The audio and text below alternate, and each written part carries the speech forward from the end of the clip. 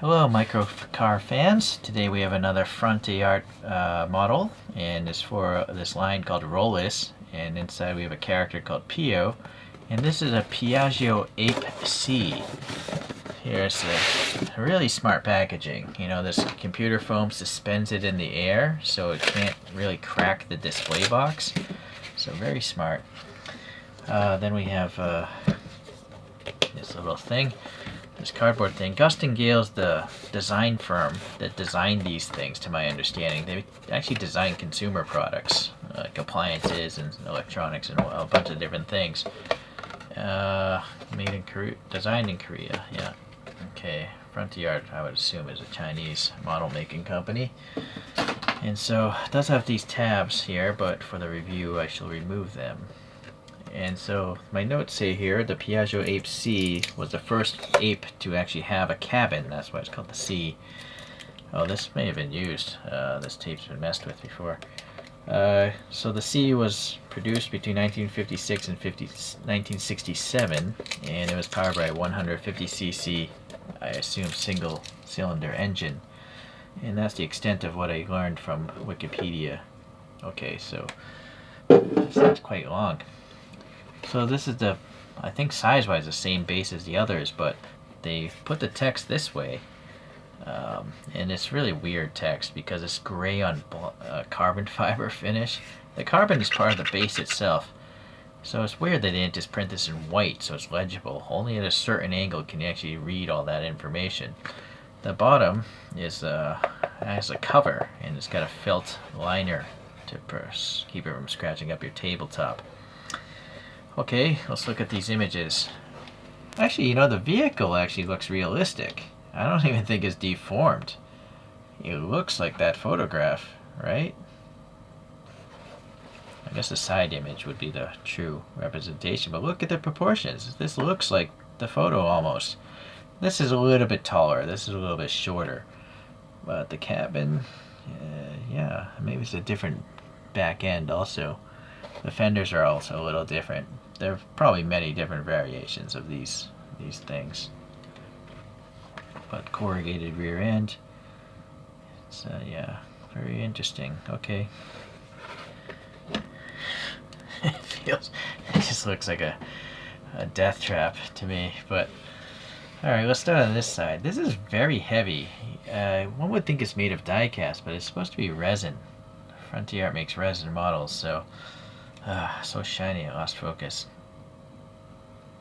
Again, it will not focus. Okay, focus on the door. This is a separate piece, it looks like, because the gap isn't even, but I don't think it opens. I don't want to mess with that. I don't want to pull that door handle off. It'll probably break. Okay, so the hinges here, they're just like floating or something. Or maybe these twist down and I don't know, it comes off. The corrugations are nice. The paint job is really nice, like FrontiArt is known for. Look at how crisp this square LED is above, reflecting on that paint. So that's how smooth that paint is. It's almost a perfect edge. The wheels just have these like hubcaps with four little indents and just a center recess. The tires are nice and old school. They're ballooning out. And then, let's see, the corrugation is on the front of this as well. And then we have a photo etched chrome strip, or some sort of chrome stainless steel strip here. We have this single-sided suspension of a Piaggio Vespa sort of thing, the shock here and the trailing link or whatever. And then the tire does have a tread. There you go. It's a little bit shiny. The headlights look really nice. They have chrome bezels, but the surface is smooth. Sorry, there's a little glue on that one.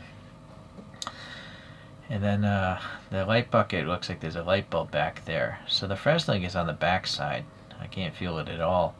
And then we have a Rollis logo instead of a Piaggio logo. It's an R, and I think it's a photo etched piece of metal with red paint, and then they put a clear drop of resin on it to dome it out. It's very neat. Again, the paint is so smooth. It's really nice. Okay, so this character here, it's got like a pink skin tone.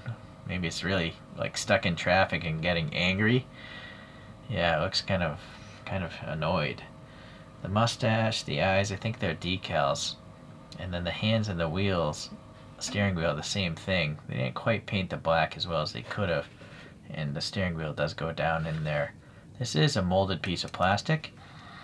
And then there's a chrome metal piece around this, or some sort of steel piece for the window frame, which is nice. Okay, look, yeah, you can actually see the reflection of this light bulb in this stainless piece. Very neat. Same hinges and door handle there. You notice there's no actual side window here. They just omitted it entirely. Okay, now what's going on here with the links? Oh, that's a stainless piece. I thought it was like hollow for a moment, but no, that's pretty much a mirror. Okay, underneath this, guess it's just black. Okay, there's a post there, and a post here holding this thing down. This literally has a steel axle joining the two wheels together. I don't know if they're touching down, so I think they probably could spin, yeah. But this is too nice to play around with. Okay, what else? Well, we got painted on taillights. Oh, actually not painted on, or there's more to it than just paint. There's some sort of hexagonal graphic.